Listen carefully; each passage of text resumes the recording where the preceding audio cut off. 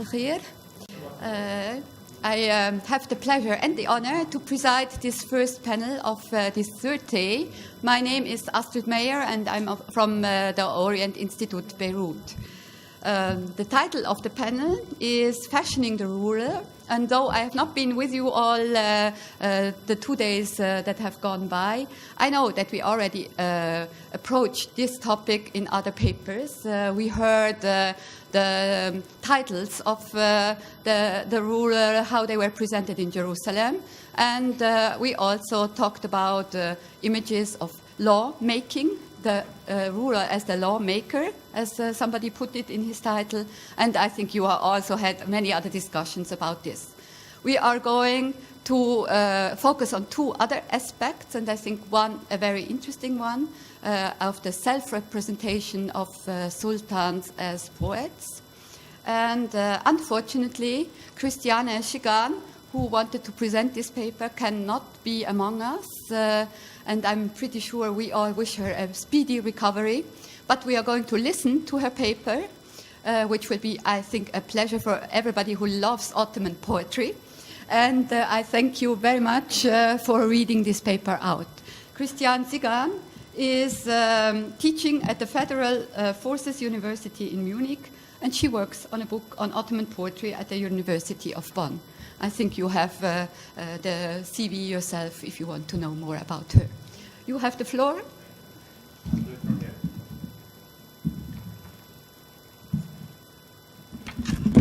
Good morning. I'm very happy to have the chance to address you. Hopefully next time I address you, I will address you with my own paper, inshallah. But Professor Abu Hussein suggested it because this paper has Ottoman poetry, and since I am, of course, Turkish, he thought it may be appropriate for me to read it, and I really liked it. I hope you'll enjoy it as well. And I also wish the professor a speedy recovery. So it is about actually the poetry of the two sultans, Sultan Selim and Sultan Süleyman.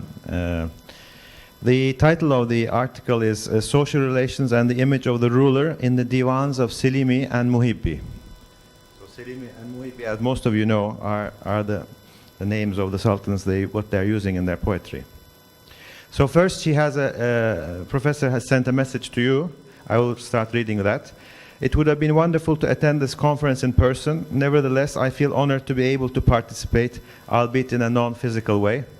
My deepest thanks are dedicated to Professor Abu Hussein, my very dear friend.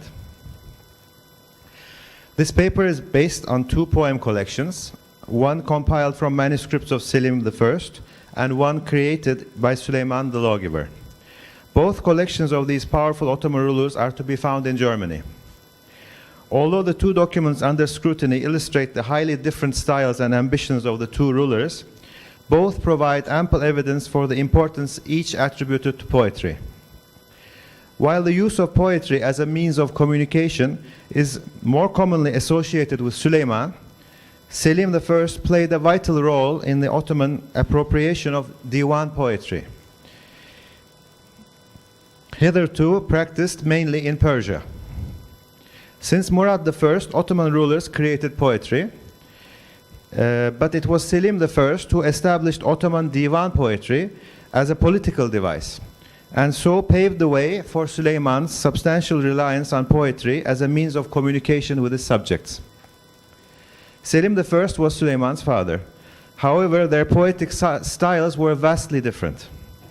Sultan Selim I, who created a divan in Persian under the pen name Selimi, was a master of rhyme and meter, and he is considered the most talented Ottoman ruler poet. By contrast, Sultan Süleyman, who used the pen name Muhibbi, composed his verses in relatively plain Turkish. Although the Hamburg manuscript still reveals defective stanzas, with the support of the poet Baki, we have a namesake here, some years later he excelled and became the most prolific of Ottoman ruler poets. The poem collection of Selim I was produced in 1904. It was a gift from the German Emperor Wilhelm II to Abdülhamid II. It is a critical edition of 7 manuscripts of Selim I undertaken by Paul Horn, a German Orientalist.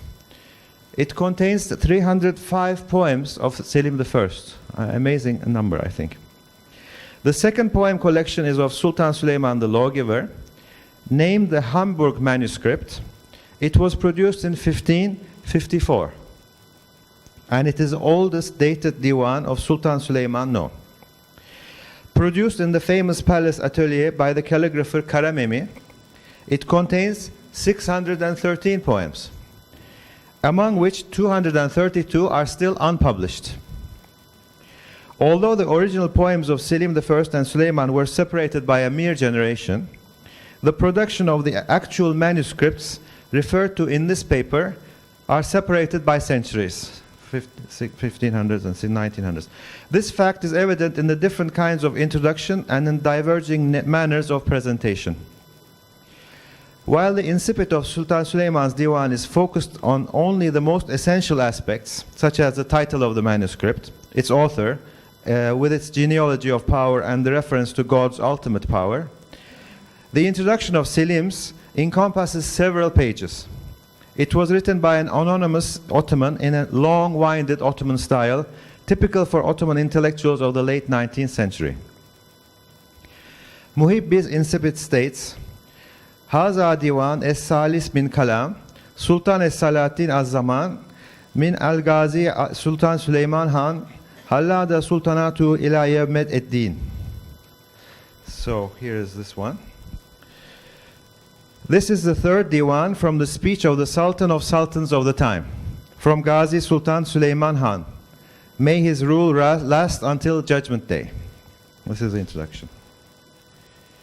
So here's another page. There are reiterations and numerous references to the address Sultan with Hazretleri and Şevketli. Although the print of Selim's Divan is embellished by colored floral illustrations in a mix of Art Nouveau and the pre-modern Ottoman art of illustration, it remains far from the illuminated splendor of the 16th century. Whereas the colophon of Süleyman's Divan informs about the date and its producers, the edition of Selim's Divan offers us an index and a critical apparatus. Here we are on the next page. As an ambitious Orientalist, it is clear that Paul Horn favored a critical edition, and he might have perceived it as the only method to compile the different manuscripts. Nevertheless, we may wonder if and how Paul Horn convinced Wilhelm II of the value of his meticulous scholarly endeavor, as the emperor was not familiar with Ottoman. The choice of Selim's first poems refers to the religious prestige that Selim brought to the Ottoman Empire through the conquest of the Arab lands, including the holy cities of Mecca and Medina. How deeply poetry was fused with propagandist purposes is illustrated by the fact that it played an important role in the Safavid Ottoman conflict, which arose during the reign of Selim and continued into the age of Süleyman. As highlighted by Benedict Perry, the Safavid Shah Ismail created a large number of poems in plain Turkish with the intention of disseminating them among the Anatolian dervishes and nomads. It might be assumed that Selim's decision to create poems in Persian was influenced by Shah Ismail's lead. Was it Sultan Selim's ambition to appeal to the Persian intellectual elite, as stated in research? Social interference seemed to have been more Shah Ismail's than Selim's strategy.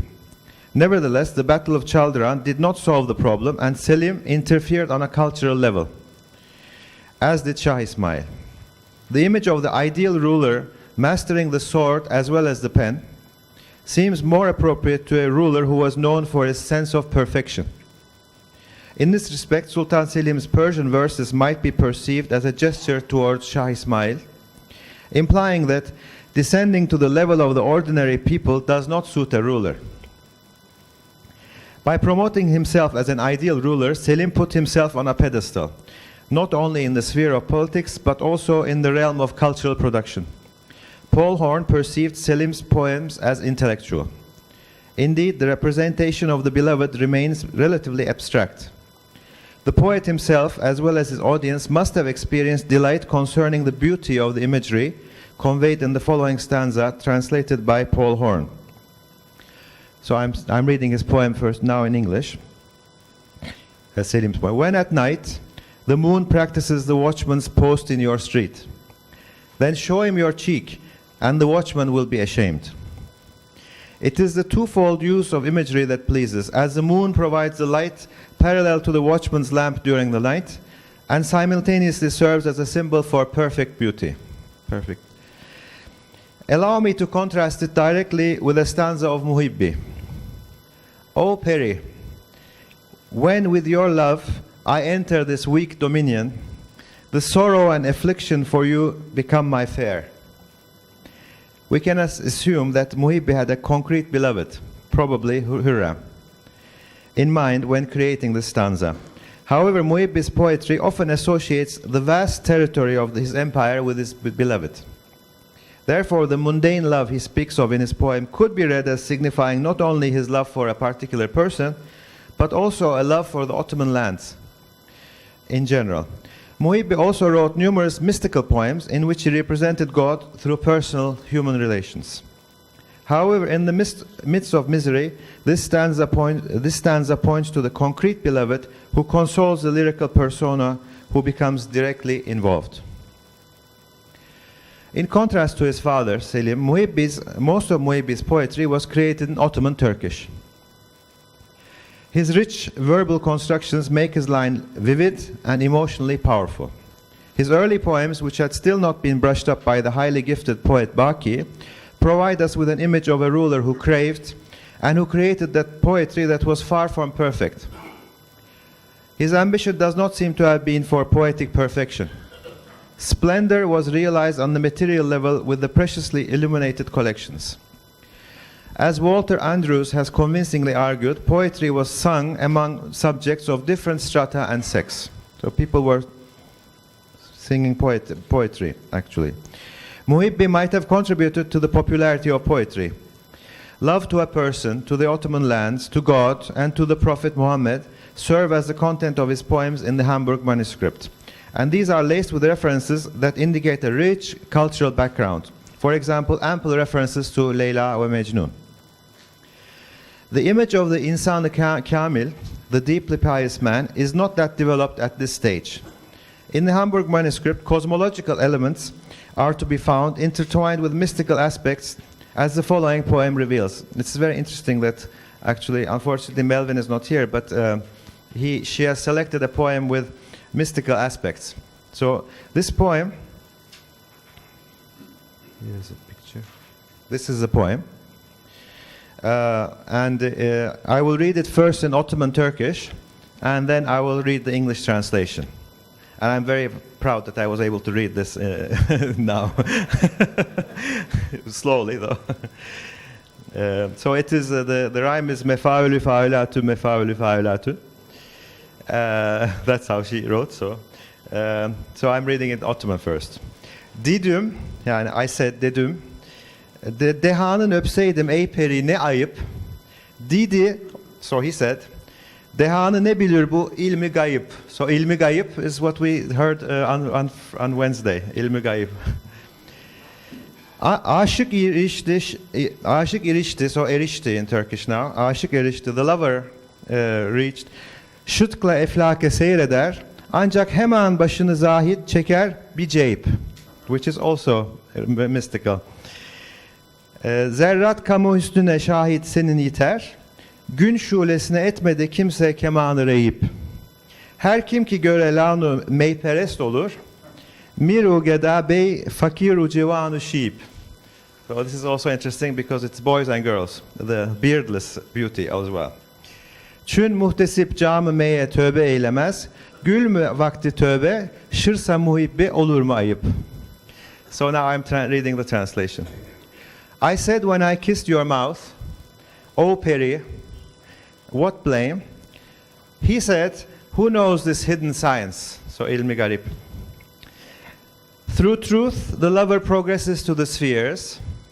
Almost instantly, he is drawn to abstinence outside the sinus circle. Again, the mystical. Each atom suffices to witness your perfect grace. Nobody doubts the flame of the day. Everyone who gazes upon these ruby lips worships wine. lord and beggar, prince and poor, beardless and gray, so young and old, man and woman. Because the keeper cannot commit a vow to the glass of wine, in the rose time, when Muhibbi strips off the vow, can one blame him? This is the poem. So the character of the poem is mystical. However, the nature of the beloved remains opaque, but seems to be divine. The light deserves the highest praise and is the most natural that everyone, whether rich or poor, influential or helpless, young or old, becomes addicted to it. Finally, nobody can resist the ecstasy of admiration, when even the keeper loses his countenance. How can one blame Muhibbi for it? What is striking here is the absence of strain and pain, so characteristic for Muhibbi's poems. So to sum up, Sultan Selim's ambition and craft in Persian poetry can be perceived as a starting point in the transformation of divan poetry as a means of communication, so popular in the 16th century. In the conflict with Shah Ismail, Sultan Selim adopted a clear line concerning how a perfect ruler was meant to be. What Selimi's poetry conveys is a ruler distanced from the people, a master of his craft, be it in word or pen. In contrast, Muhibbi included his personal views and his predilections in his poems. In doing so, he evoked a more individual character. Thank you for listening.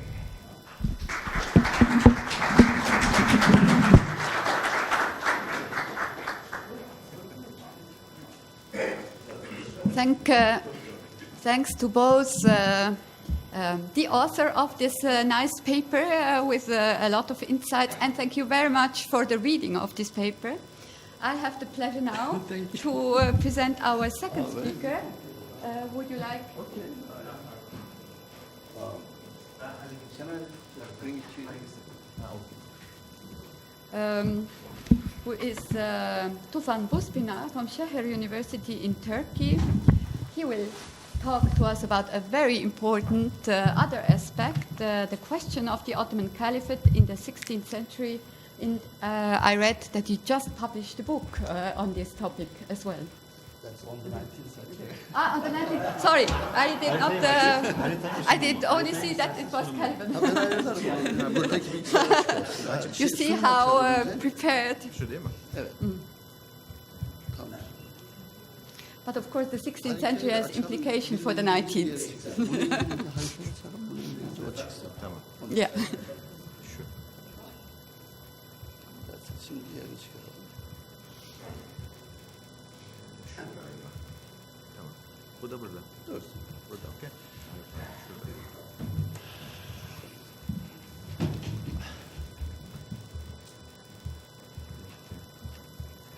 Şey niye olmadı anlamadım. Büyütmek istiyorum ama büyütemiyorum. I'm sorry, how much time do I have? İstediğiniz kadar vaktiniz var. 30 minutes. 30 minutes. Even if a bit longer. We only have you. And we are waiting for I'm very lucky then. Thank you. Büyütemedim ama. Olsun. Peki.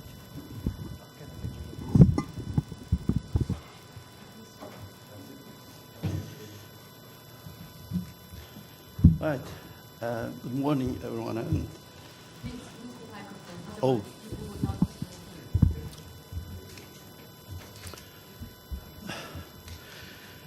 Good morning, and thanks to the organizers for giving me this opportunity for a historian on 19th century to speak on the 16th century question. And Please use the microphone. It's very difficult. shall I use it like this? Biraz yakın alsanız yeter aslında. Bence. Okay. Is it? Right. Well, the main objective of this paper is to serve as a basis for discussion on the emergence of the question of the caliphate in the 16th century. More specifically, during the reign of Suleiman the Magnificent. The paper actually has three sections. The first it has some historical developments. I'll skip this because I assume that almost all of us know the story between August 1516 and 1524 or 21. Anyway, the second part will include some titles that indicate Ottoman claims to caliphate. And in the last part, I will concentrate on a unique treatise on the Ottoman Caliphate, written by Lütfi Pasha, one of Kanuni's Grand Viziers and his son-in-law. The treaty is dated 1554. In the historical development section, I'll probably underline one or two points. One is that in October 1516, Al-Mutawakkil was in Damascus, and Yaqub was in Cairo, and Yaqub was his father, and he was acting as caliph. And Tuman Bey became the next sultan in Cairo. So to legitimize Tuman Bey, Yaqub Bey acted as the caliph. So there were two caliphs in October 1516. And the next I would like to share with you as part of this historical developments. Selim used for the first time the title Khadim al-Haramain al-Sharifain in Cairo, not in Aleppo. And the third, when the caliph with some Cairan dignitaries were sent to Istanbul, the people of Cairo felt sorry, and they said, قَدْ إِنْقَطَعَتْ الْخِلَافَ مِنْ مِصْرٍ وَسَارَتْ بِإِسْتَنبُلٍ. So I think its loose translation is the caliphate ended in Cairo, in Egypt, and now it became in Istanbul. This is interesting because it reflects, in a way, the popular perception of the period that, you know, Ibn Iyas states this in his famous book.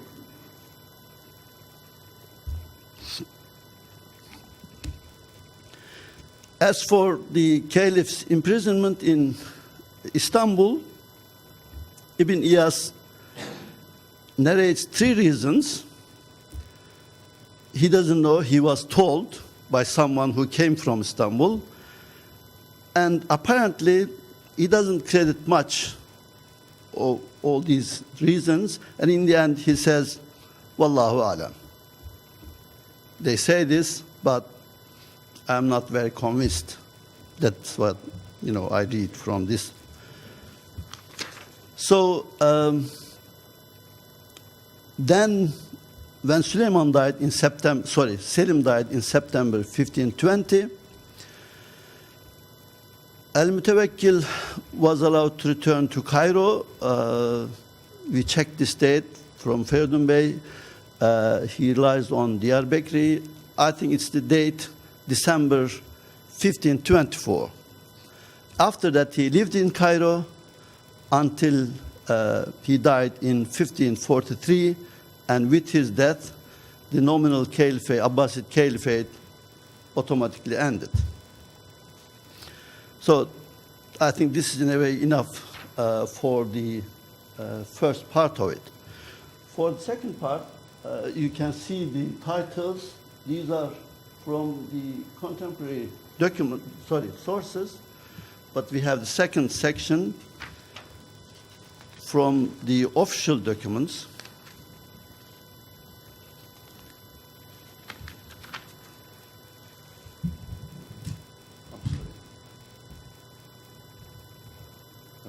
Can you just manage this?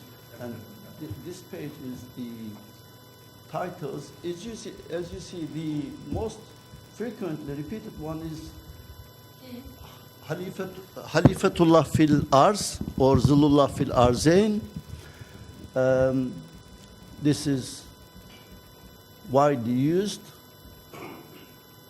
as you see, from Yavuz, Selim, and then Süleyman the Lawgiver. These were the titles used in, we can keep it there, contemporary sources. Now, some preliminary remarks on the question of Ottoman Caliphate.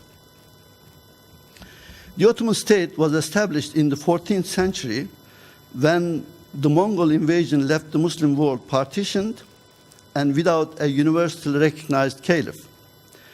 The institution of caliphate, established by Abu Bakr in 632, continued almost uninterrupted until the Abbasid Caliph al-Mu'tasim was killed in Baghdad in 1258. The degree of power exercised by the caliphs of that period varied. Some were weak, others were strong, but at least there was only one recognized head of the state.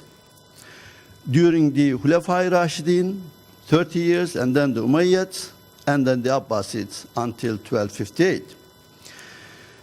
The Abbasid Caliphate in Cairo was established in 1262 and initially recognized only by the Mamluk Sultans, and in turn, the caliphs of Cairo mentioned their names in the khutbahs and asked Mamluk subjects to obey the Sultan and to support him against his enemies.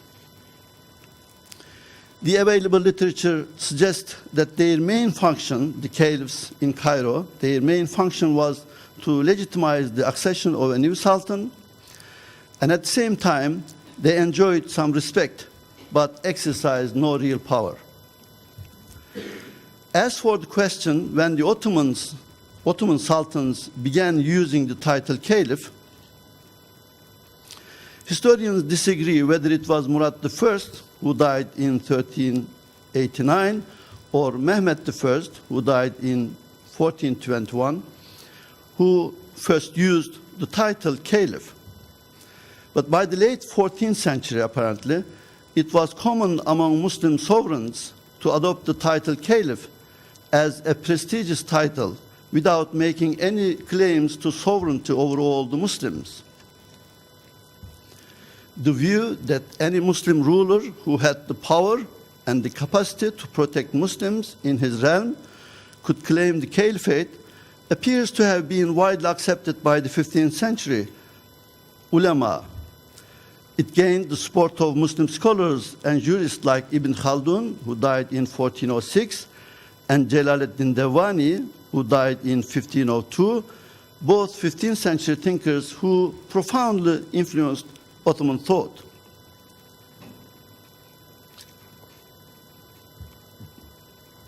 They held that the main functions of the caliph were to protect Islam and administer the worldly affairs of Muslims, and that the functions of caliph could be assumed by the sultans of countries which were widely separated from one another.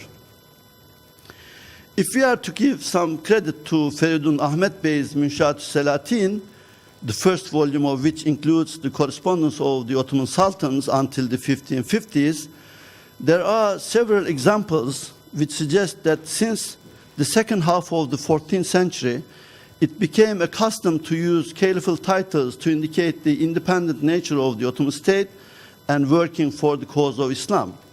In other words, Ottoman sultans of the so-called classical period, that's, I think, to me, until 1540s, seem to have subscribed to the view that so long as they took Islamic principles as their main source of reference to command good, to forbid evil, and protect Muslims, this Amri bil Ma'ruf, Nehy anil Münker is frequently referred to in Ottoman texts. They think that they had the right to call themselves caliphs of God on earth, Halifatullah fil Arz, and Zillullah fil Arz, the shadow of God on earth. And to support this view, they give reference to the Quranic verse, that's Surah Sa'd, verse 26, we have made you a caliph on earth. İnna cealnâke halifeten fil arz. Ya Dawood, it starts like this. I'll give two examples to illustrate this point. Can you just go to the last page, please? The last page of this.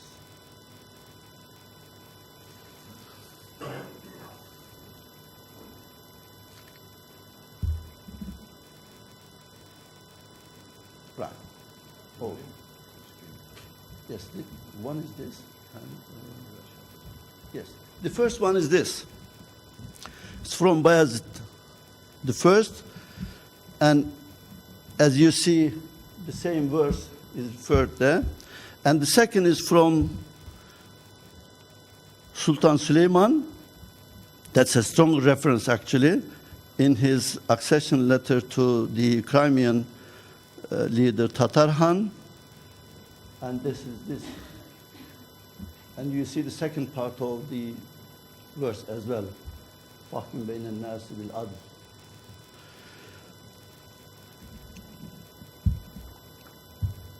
It might be of interest to note that during Ibrahim Pasha's wedding ceremony in 1524, Kanuni, together with some ulema of the time, discussed certain issues from the Quran, including this verse, İnna cealnâke halifeten fil arz.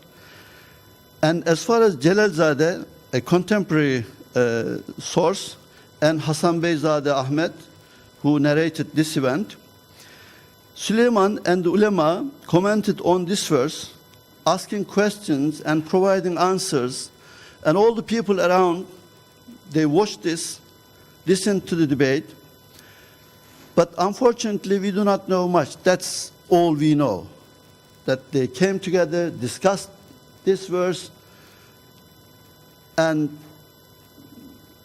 these two sources give nothing more.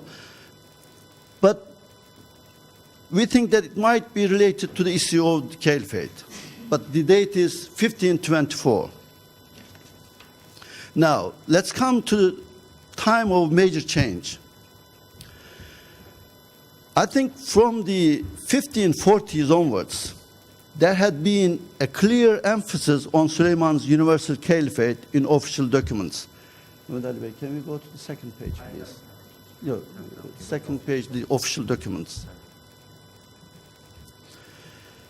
The Sofia law of 1525, this is in the first 5 years, referred to Suleiman as Hilafet Penah and Zillullah, in line with the established practice. There's no surprise here. Whereas in the Budin law of 1541, this is the one, yes, the one in the middle, referred to him as Halife-i Resul-i Rabbil Alamin, very important, first time, Zillullah, traditional one, Haizul Imametul Uzma, for the first time used, and again, Varisul Hilafetil Kübra, Kabiren an Kabir. This is, again, for the first time we see in an official document. And then it continues, Sultanul Arab, vel Ajam, vel Rum.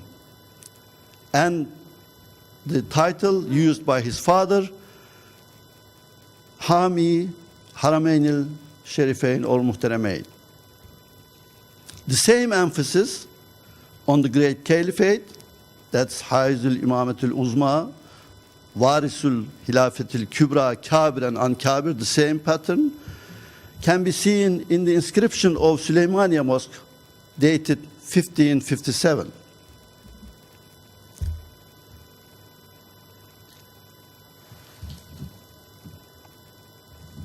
I have some time now. It seems that sometime between 1520 and 1541,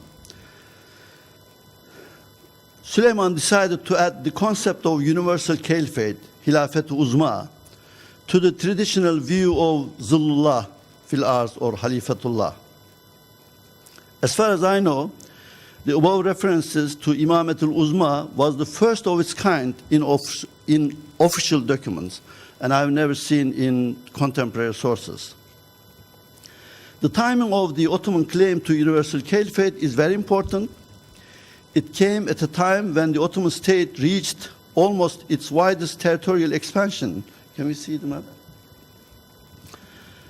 And more importantly, his father's conquests of Arab lands, including the holy places, and his conquest of Baghdad and some territories in the west, made him undisputed leader of the Muslim world. And interestingly, this might explain the term waris, all the territories ruled by the universal caliphs up to 1258 were now under Ottoman rule. Since we see for the first time this Varisul Hilafetil Kübra, Kabiran and Kabir, of course we will discuss it, and I am very anxious to listen to your comments and explanations of these interesting titles. But it seems to me that since all these territories were now under Ottoman rule, and he thought, and his supporter, the prime supporter apparently was Ebu Suud Efendi, he could claim himself as Varis. Anyway, this is not a certain point, of course. In other words, territorial expansion of the Ottoman state until the 1540s prepared the ground for such an unprecedented claim. By doing so, Süleyman became the first Ottoman Sultan who not only claimed the title, but also the office of the caliphate. It seems that the Ottoman claims to universal caliphate expressed in the text you saw right now, and you can go back to the text used for this one actually, yes. And we have the same almost text for Selim II as well. That means it repeats itself after Süleyman. It seems that the Ottoman claims to universal caliphate expressed in the above quoted text had different aspects. It contains all the elements that came to be associated with the notion of the caliphate in the course of Islamic history. It includes the title Halife-i Rasulullah, which is used by Abu Bakr. And second, Zullullah, a reference to the traditional Ottoman claim before the state. And third, a clear reference to Imamatul Uzma, Hilafetul Kübra, claiming that he had in person the great imamate and was the inheritor of the great caliphate. What was meant by the Imamatul Uzma and Hilafetul Kübra is not clear, but one could argue that it either meant Hulafai Rashidin period or the caliphate line that started with Abu Bakr and ended with the Abbas Caliphate in Baghdad, 1258. In other words, he was representative deputy of God, as in the verse, Inna ja'alnaka khalifatan fil ars.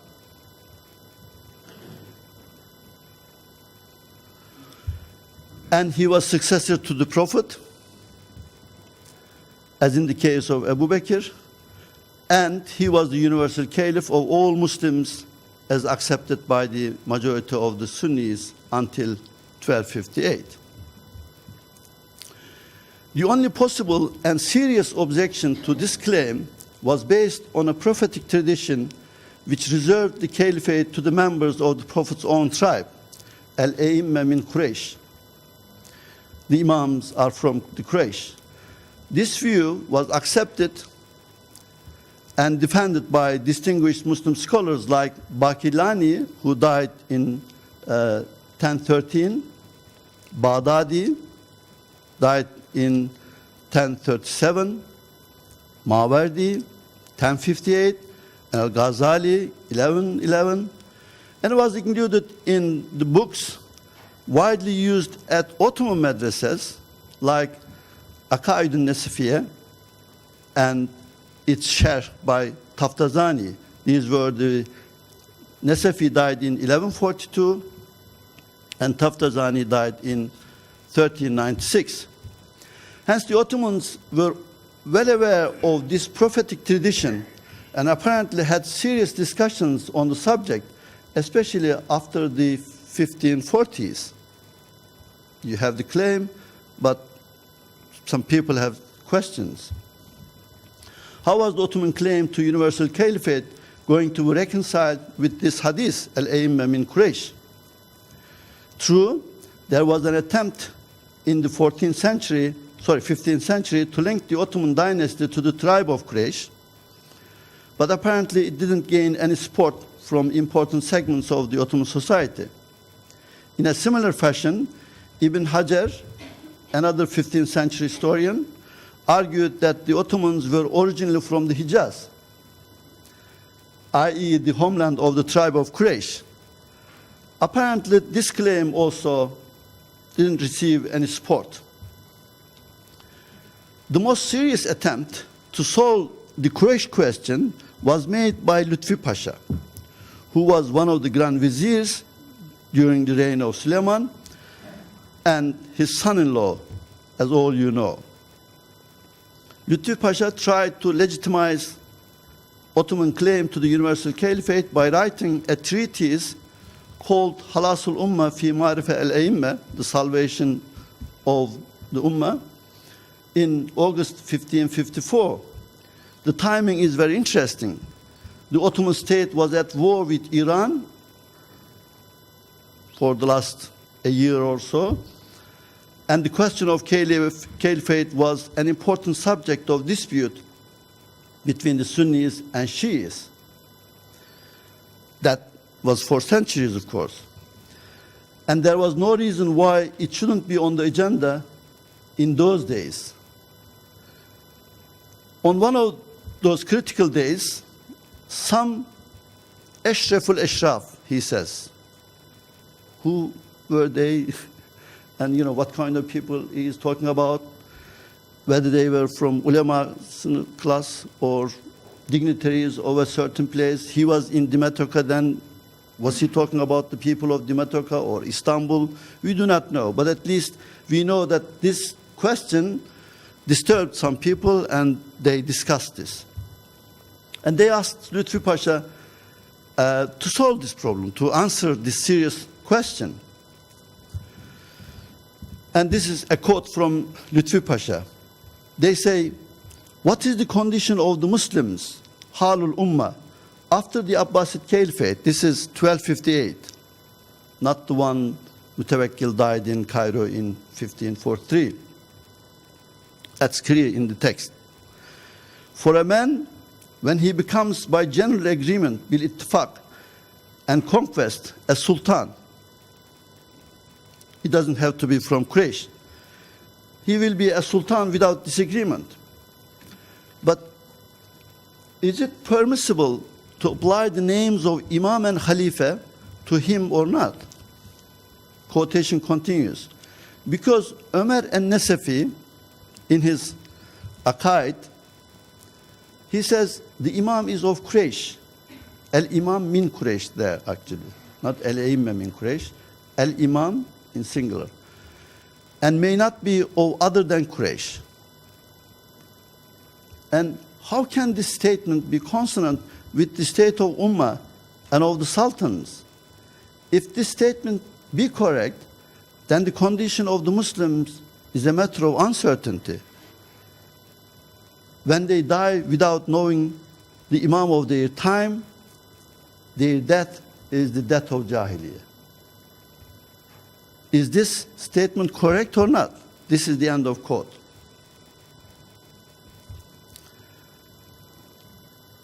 As for the argument cited in the treaties to answer these serious questions and explain the legitimacy of the Ottoman claim to universal caliphate, first of all, Lutfi Pasha did not question the authenticity of this Quraysh hadith. This is very interesting because in Islamic literature, in the classical literature, there are some who accept that during the meeting, Abu Bakr narrated this hadith, and other section of the literature do not mention anything about the narration of this hadith.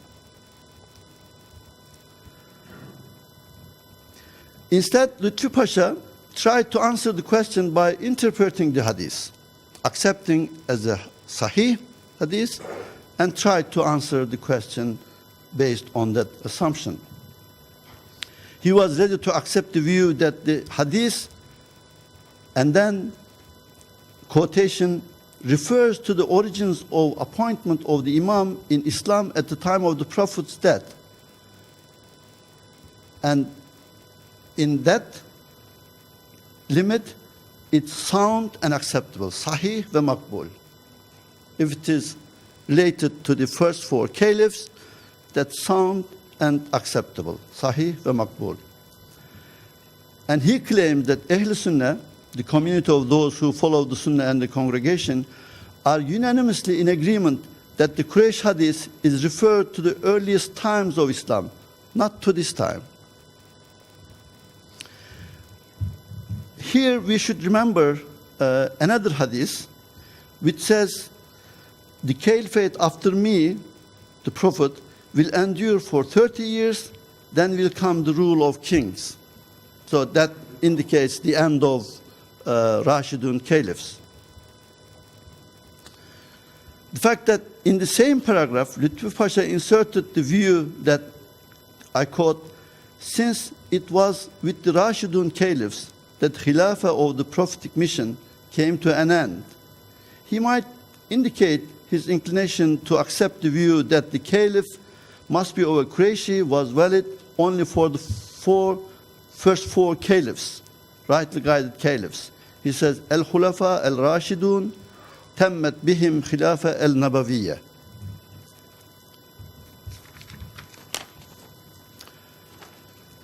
And those, right. And to him, those who argue that the Quraysh hadith was valid for the post-Abbasid period, that means after 1258, they defend the doctrine of Imamiyya, sect of the Rafidis. This is a quotation again. And they are the defenders of the Imamat of Ali, and they assert the Imamat of the 12 Imams. That's clear. If you accept the period after that, your position is here. This attitude was perfectly understandable in view of the fact that when Lütfü Pasha wrote the treatise, the Ottoman state was at war with Iran for more than a year, and under the circumstances, who could dare to accept the view that the Qurayshi hadith was valid for the post-Abbasid period? Another important aspect of the treatise should be mentioned here, that it repeatedly refers to the necessity to obey the Sultan Khalifa. He refers to a hadith saying, obey the Sultan even if he is an Abyssinian slave. Once he opened the door for a non-Qurayshi claimant to the caliphate, the next step Lütfü Pasha took was to equate the title of Sultan with the titles of Imam and Khalifa. He cites several traditions of the Prophet to support the view that Sultan, Imam, and Khalifa are all the same. He asserts that all the authors, he actually gives a list of authors in the first section of the treatise who do not support this hadith and this argument. He says, this is a quotation, our ulama said, what is meant by the Sultan is the Khalifa. In another place, he says, again, quote, Khalifa is the Imam, above whom there is no other Imam, and he is called the Sultan. Lütfü Pasha mentions more than once a hadith that reads, a quote, whoever denies the imamat of the Sultan, who is a zindiq. He concludes, again a quotation, our ulama said, a man becomes a sultan by two things. First, by the swearing of allegiance to him, bi'at, and the second, that he effectively executes his decisions. Thus, not one of the authors of the books mentioned has ruled or asserted that the Sultan should be of the Quraysh or of Hashimi or commissioned by the Abbasids or others. The end of quote. In Arabic, وَلَمْ يَذْكُرْ أَحَدْ مِنْ أَصْحَابُ الْكُتُبِ الْمَذْكُورَةِ فِي كُتُبِهِمْ أَنْ يَكُونَ السُّلْطَانُ مِنْ قُرَيْشٍ وَلَا مِنْ هَاشِمِ وَلَا مَأْزُونًا مِنَ الْأَبَّاسِ وَلَا مِنْ غَيْرِهِ. In conclusion, it appears from this preliminary work on the question of the caliphate in the 16th century that there were two periods of Ottoman caliphate. During the first, the Ottoman sultans used the title of caliphate to indicate their mission of serving Islam and the Muslims within the limits of their country. They believed that they had been chosen by God to fulfill that mission, and hence their repeated reference to the Quranic verse, Inna ja'alnaka khalifatan fil arz. Apparently, this concept was common in the post-Abbasid period among the Muslim rulers. The second period, which roughly starts by the early 1540s, witnessed a marked change in the Ottoman attitude towards the question of caliphate. From the early 1540s onwards, the Ottoman claim to universal caliphate was unequivocal, and expressions like Imamet al-Uzma and Hilafet al-Kubra were repeatedly used in official documents. This was clearly unprecedented. From the Ottoman point of view, the office of the caliphate was thereupon in Istanbul, Makar-ı Hilafet, or Dar al-Hilafet al-Ulya, and the Sultan was the great caliph and great imam, as repeatedly voiced by Lütfü Pasha. Let me conclude with a quotation from Lütfü Pasha. As for the supreme imam, who is the highest sultan under whose government are most of the important lands of Muslims, including the lands of Rum and the Arabs, the Hijaz and the Yemen, to the extremities of Oman and Iraq al-Arab, Baghdad, Diyarbakir, and the Maghrib, and the lands of Ankarus, Hungary, to the furthest limits of Alaman, the Sultan Süleyman bin Selim Han bin Bayezid Han, he is the Imam of the age in fulfillment of the relevant stipulations relating to the maintenance of the faith and guardianship of the homelands of Al-Islam. So he is the Imam of age without doubt. This is the end of quote, and this is the end of the paper.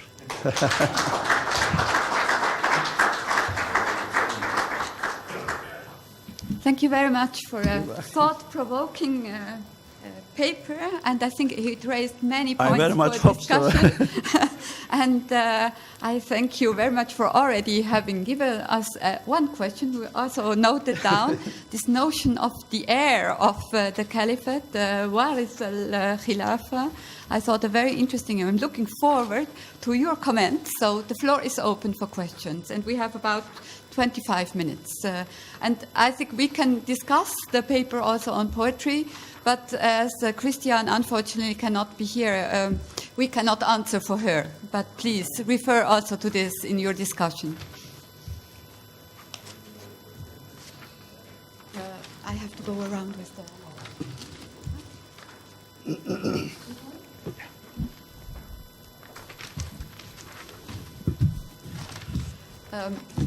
If nobody wants, I will take the privilege. Yeah, please. I'll start. So I hope there will be many I'll other take questions. notes. This is a small detail about Warith al-Khilafa Kabiran an Kabir. I would interpret this not as the heir of the caliphate from the Abbasids, but rather Kabir and Kabir, he is referring to actually to his own ancestors. Yeah, rather than to the Abbasids. To Khulafai Rashidin, you don't think? No. He is referring to his own ancestors, to the earlier Ottoman sultans. This is a usage that is very common in Arabic, Kabir and Kabir. which expresses pride in familial lineage. So he is saying that the caliphate was in the family. It is inherited in the Ottoman dynasty. The other thing I want to say, because Ibn Iyas... This is common in Arabic, you mean? Yeah, I mean, this is the kabir and kabir is an expression that is well known in Arabic. The other thing relating to Ibn Iyas and Ibn Tulun, these names have been invoked, and I couldn't help but notice that, I mean, the reports of Ibn Iyas are rather dubious, whereas Ibn Tulun, I mean, tells you, for example, the movements of the caliph, Mutawakkil.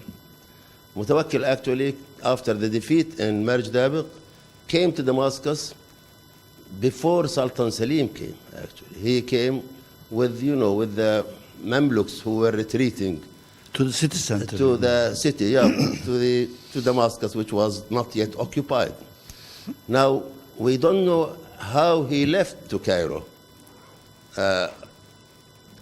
whether he left of his own accord or he was taken by Sultan Salim. The other question, which I mean you may be able to help me with, is that, I mean, when Mutawakkil was sent to Istanbul, I mean, I have never heard of the caliphate being delegated. He sort of made, this is according to Ibn Iyas, he gave his father power of attorney to act on his behalf as caliph. I mean, is this admissible? And this question to Himmat, in fact, he is our jurist here. So, is it usual? I mean, I have never heard of caliphate being delegated in this sense that... And Tumanbay became sultan. You mean? Yeah.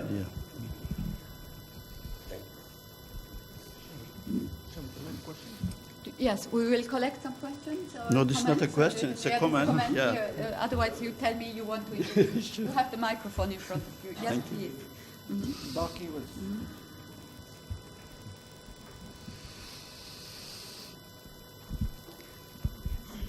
Hocam, thanks so much for the paper. Was great. I especially appreciated the point about 1541 Budin Kanunname. I think that is a good argument. I was just going to say, Lutfi Pasha's treatise, yes, it is important, but I'm wondering how much of a weight it would have as evidence, because Lutfi Pasha is not a jurist. He is a former administrator, and I would be, I mean, if you want to make a strong case for this, I guess the Budin Kanunname actually carries heavier weight because it's, as far as I know, it was prepared by Abu Suud when Abu Suud was Qadi Askar of Rumeli. So if Abu Suud wrote that, if that preamble where that the Halif, the references are part of the original text of Abu Suud, then perhaps one could make the case that this was something that Suleiman and Abu Suud discussed at some point. And so I would also be curious to see whether there might be fatwa connection in the fatwa collections in the Imamat section.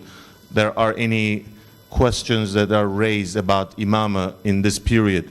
That, but my feeling, my anxiety about using Lutfi Pasha is just an administrator. His arguments would not be taken very seriously. It would be a better case to make if you can find a jurist, an Ottoman jurist making this case. As far as I know, I haven't seen it. But on the other hand, if Abu Suud wrote that, this is from Bursa Sharif, by the way. Sorry? Again, another example of Abu Suud's importance using the same titles. This is an official document from Sharia Sicilare. It supports your view. And another point I wanted to make about Lutfi Pasha's treatise is Lutfi Pasha seems to be arguing for the other caliph title. The way it sounds, caliph is the same as the sultan, making the argument that way, it sounds like he is making the case for the pre-1540 usage of the caliphal title, whereas after 1541, these titles have a different resonance. So, do you have any sense of the dating of Lutfi Pasha's treatise? Do you think 1554? 1554? 1554. 1554. August 1554, yes. I see. Maybe he is. Okay, sorry. That's all I want to say. We have somebody here. Well, let me say just a few words about Baki Bey's comments and questions. It's certainly right to say that this official document, of course, more decisive, right? It's more important. The importance of Lutfi Pasha is this. This is the only material we have in which you have the detailed discussion of this question, the Quraysh question. And in official documents, they just claim the universal caliphate, Imamat al-Uzma and Khilafat al-Kubra, right? But we know from Lutfi Pasha that at the time, there were people who were not very happy with this claim, because at the madrasas, you have all the books, in fiqh books or kalam theology books, they all include this hadith, and nobody questions validity of the hadith, right? So Lutfi Pasha is disturbed by this. Then he is trying to explain that there is a solution for this problem. Otherwise, unfortunately, we do not know anything about the treaties, whether it was submitted to the Sultan, and how many people were aware of these treaties. And the other interesting thing is this more than 20 pages of treaties is on this question, but during the same period, he wrote two other works, Asafname and Tevarih Ali Osman, and he never mentions the caliphate question and the issue, and he didn't address the Sultan as the Imam al-Uzma or Khalifa Azam, nothing like this. But this treaty is totally devoted to this subject. What I am trying to do here is that we should discuss this question. This is an important one, and apparently after Suleiman, it was accepted by the establishment and continued like that until 1924. And the main, I think, contribution to this claim was the Ottoman Empire. It's so strong from Hungary to Baghdad and Cairo, etc. Right? That's what's important, I think. Thank you. Please. Thank you very much for your speech. My interfering will be in Arabic. مسألة الخلافة. Can I have the? I don't know if you can. Yeah.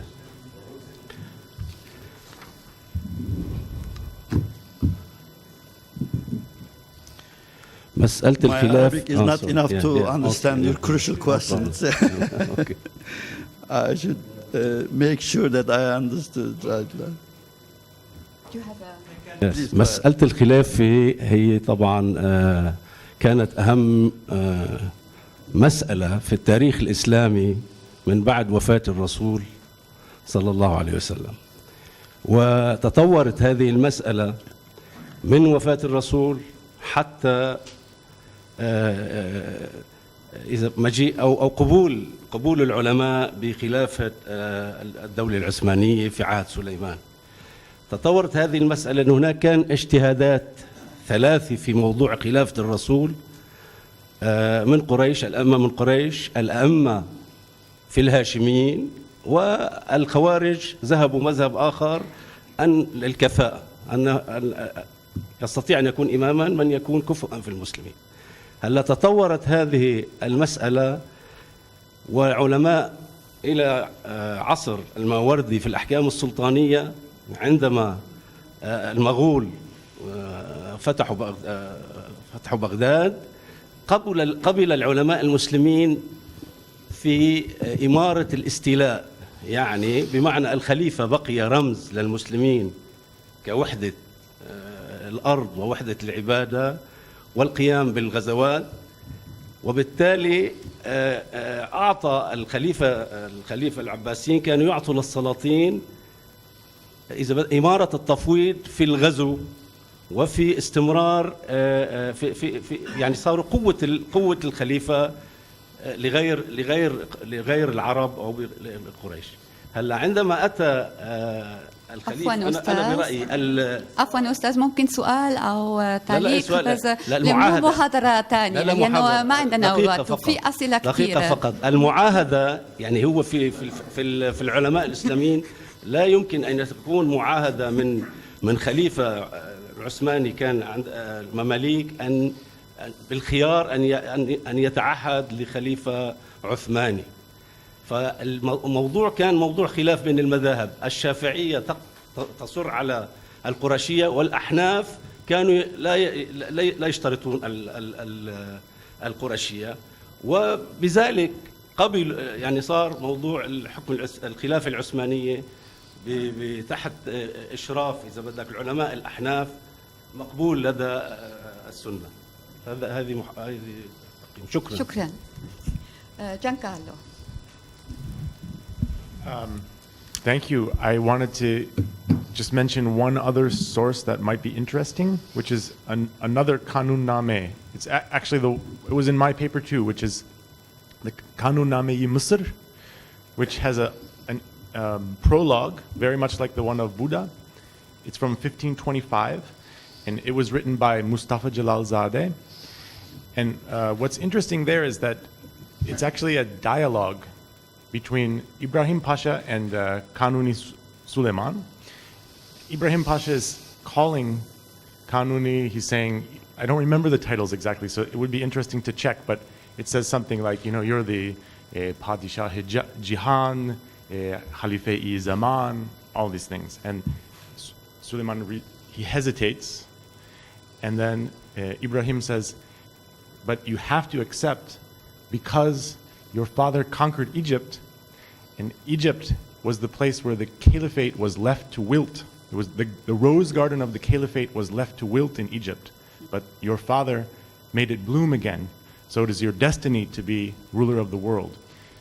So it doesn't have these same titles, but it's interesting because rather than using the caliphate in a completely abstract sense, it's making a specific connection between the conquest of Egypt. And it's about the same time that Ibn Iyas would have wrote that quote that you discussed about the caliphate having moved from Egypt to Istanbul. So it suggests maybe there's a kind of a progression. There's the sort of total abstraction before the conquest of Egypt. Then after the conquest of Egypt, people start to make a specific connection between that conquest. And then by the 1540s, it becomes articulated in the way that you've described. But I'm not sure. I think there is no doubt that this question emerged because of the fact that all these Arab territories came under Ottoman rule. I agree with you that Ibrahim Pasha was right to indicate that you have to do something since you rule over all the territories that the holy places now under. And it's interesting in the sense that it's 1525, and I just mentioned this wedding ceremony where they discussed that verse. That's in 1524. That means they were discussing this issue, during the 1520s and 30s. Thank you. And if I can take the text of Qanunnameh from you, please. Please. ما لها أعمل محاضرة. سؤالي عن الشعر. نحن بنعرف إنه الشعر لعب دور كتير كبير أو بعده بيلعب دور بحياة الأتراك. وشي كتير لافت إنه السلطان سليم يكتب شعر، وما في أحسن من الكتابات الشعر اللي هي أكتر شيء شخصية. بهمني أعرف هل المؤرخين اشتغلوا على الأوراق الشعرية للسلطان سليم ليعرفوا هل اللي كتبها باللغة الفارسية مثل ما تفضلتوا حضرتكم، ليعرفوا العلاقة الشخصية اللي كانت موجودة بينه وبين إسماعيل الصفوي، لأنه هناك أطروحة بتقول إنه السلطان سليم وإسماعيل الصفوي تخرجوا الاثنين معا من نفس المدرسة الصوفية. شكرا للسؤال، بس اكيد احنا الاثنين ما في جواب. نسال المؤلفه وبعدين تفضل بعدين جوزيف. Thank you very much.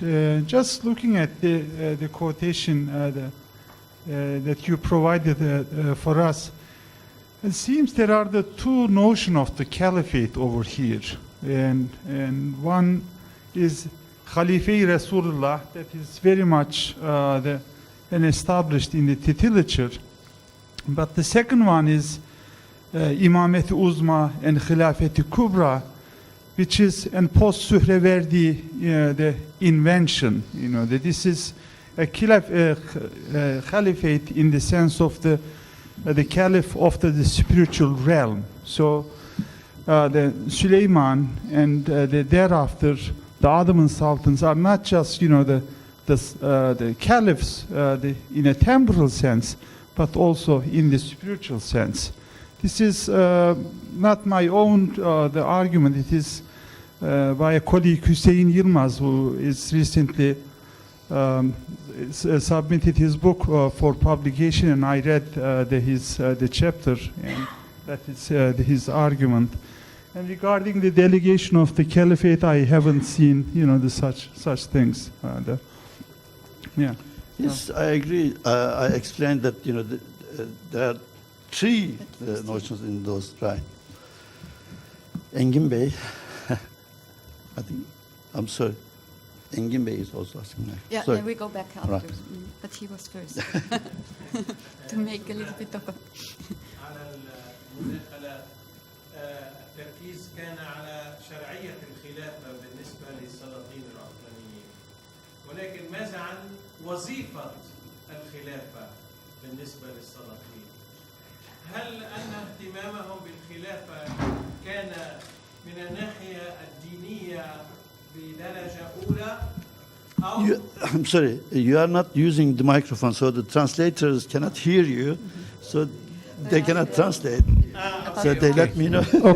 اوكي بالنسبة للخلافة، نحن نشكرك على المعلومات التي أعطيت بالنسبة لشرعية الخلافة للسلاطين العثمانيين، إذا كانت الخلافة شرعية أو غير شرعية، إذا قريش أو غير قريش. ولكن ماذا عن وظيفة الخلافة بالنسبة للسلاطين العثمانيين؟ نحن نلاحظ أنه في بداية العهود العثمانية لم يركز السلاطين كثيرا على دورهم كخلفاء، ركزوا عندما ضعفت الدولة بنوع خاص في القرن العشرين، مثلا في القرن التاسع عشر، في القرن العشرين، وإعلان الجهاد. هل أن الخلفاء العثمانيين كان اهتمامهم ديني بدرجة أولى أم لجأوا إلى الخلافة لخلفيات سياسية؟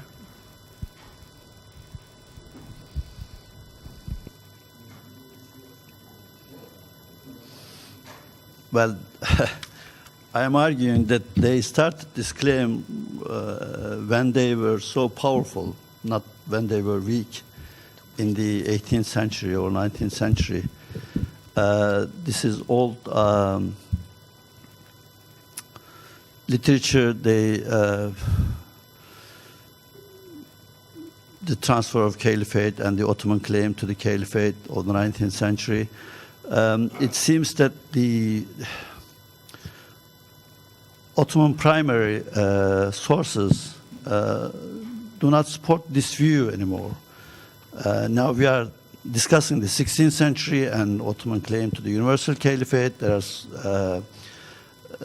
certain material from the official documents and letters. And from then on,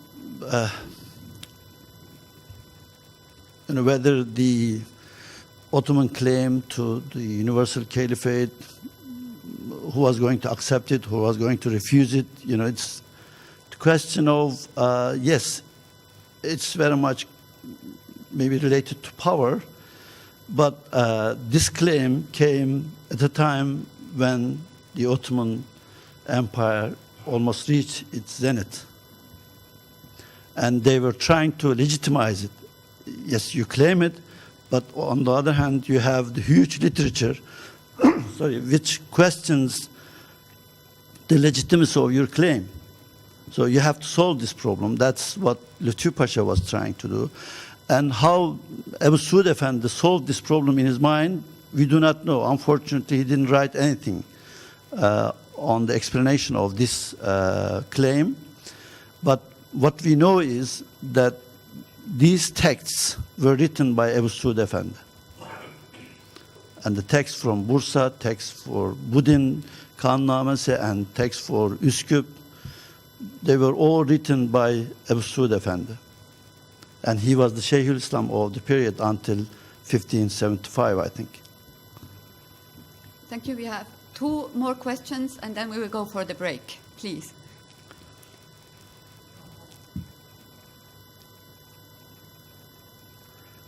And meanwhile, I should express my gratitude to Engin Hocam, who read and criticized the paper before I present it to you. But of course, I couldn't answer all his questions. That I need to work some more. Please, Hocam. Estağfurullah, yani no, you have done a wonderful job, but I think it's incomplete. You have to continue these titles until the end. Then we'll see that the Ottomans didn't pay as much attention to being Aliphatic.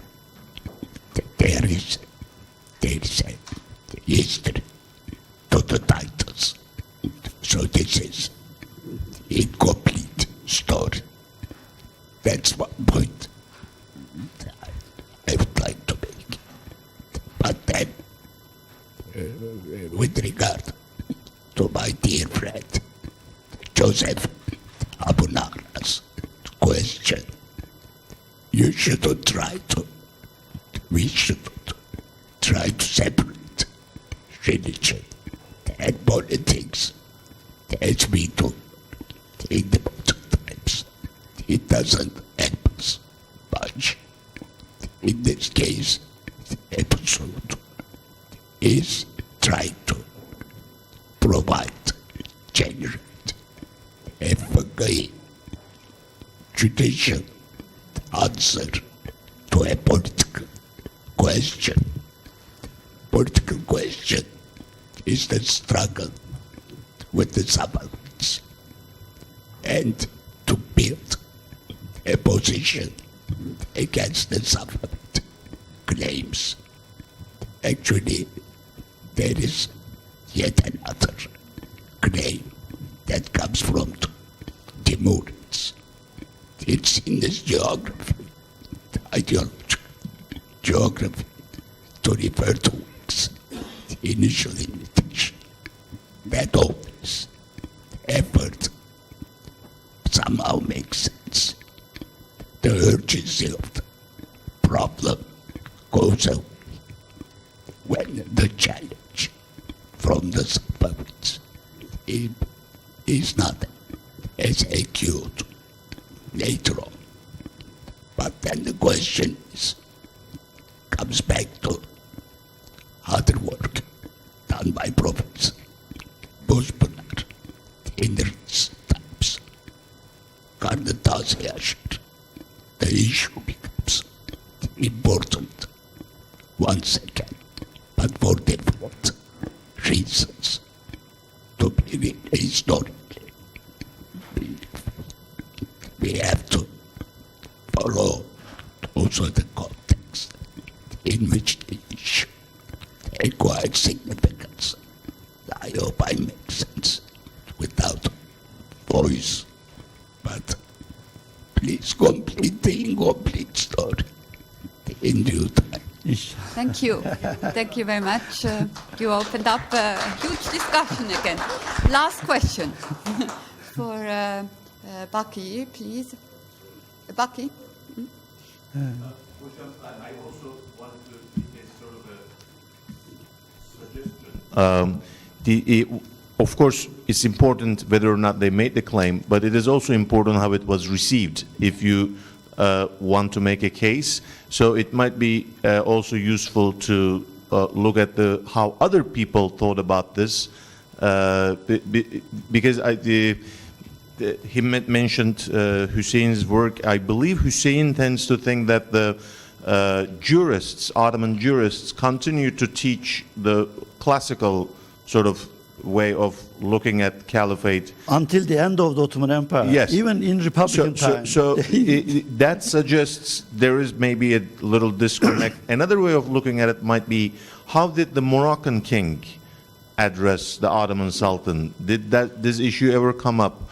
How Giancarlo studied Southeast Asian Muslim canates. I think they did refer to the Sultan as Caliph, right? That is an important piece of evidence if we are talking about how this claim was received, because anybody can claim. The ISIS leader claims he's Caliph. The question is, who is going to buy it? Is it going to carry a weight? The way the Ottoman Caliphate carried a weight in 19th century, nobody doubts that. Like in India, people were looking at Abdul Hamid as the Caliph. Can we think about something like that in the 16th century? I think is something to consider too. Thank you very much. You're welcome. Thank you. Where is the map? Can you show the map, please?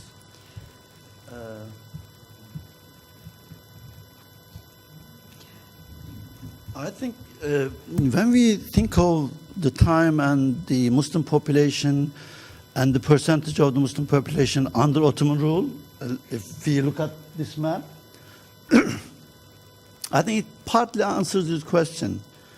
I agree that we should try to understand or find out what the people in Aceh, but considering the Ottoman help to the Achean Muslims and the Muslims in Gujarat and the Indian subcontinent, we can guess. But we are talking about the mainland of the Muslims and the Holy Lands and the central part of Islamic civilization, and all those territories that contributed to the Islamic civilization were now under Ottoman rule. And that's, I think, one of the reasons why they had this claim is this. Simply, you rule over almost, the main part of the Muslim land.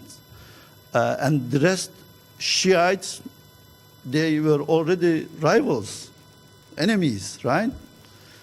Undisputed. So all these arguments were in part against the Shiites.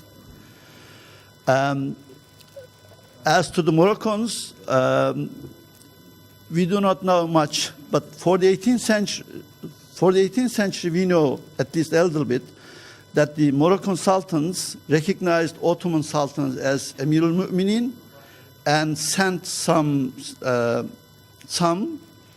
money, cash, to help the Ottomans against the Russians. And when the Ottomans were trying to make an agreement with the Spaniards, I think that's in 1786, they argued that the Spaniards proposed that let's have an article saying that our enemy is your enemy is our enemy, right? And the Ottomans said, no, we can't do this, because you could be in conflict with the Moroccans, and because of the caliphate and Ittihad Islam, we have to help the Moroccans. We cannot have this article in the treaty. We can say that against others, yes, we accept, but if it is in the case of North Africa and the Moroccans, we cannot accept this article. So, we have to take examples in its own time and try to understand it in its own context. Within this context, I think it's because of the empire is so big now and rule over the main lands of the Muslims, and especially the caliphs ruled over, the Abbasids, Rafai Rashdin, and the Umayyads. All these territories were now under Ottoman rule. And in a way, as Giancarlo suggested from Ibrahim Pasha's case, and I think there was a kind of pressure on the Sultan that you have to do something. The Muslims have to know the Imam of their time. There are so frequent references to this hadith saying that every Muslim should know the Imam of their age. So who is the Imam of the age?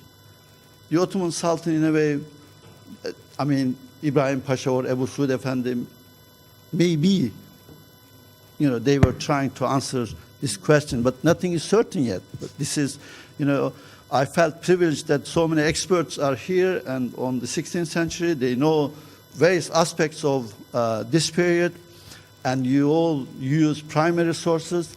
And I thought you'd, contribute to this, and I am very grateful to you all that, from your own experience and primary sources, you contributed to the, at this point. This is a very good point, because I'm certain the discussion will continue. And please continue it over break. I want to thank you very much for your sabr. You had to support all the weight of this. Thank you all very much, and we reconvene at 11 o'clock.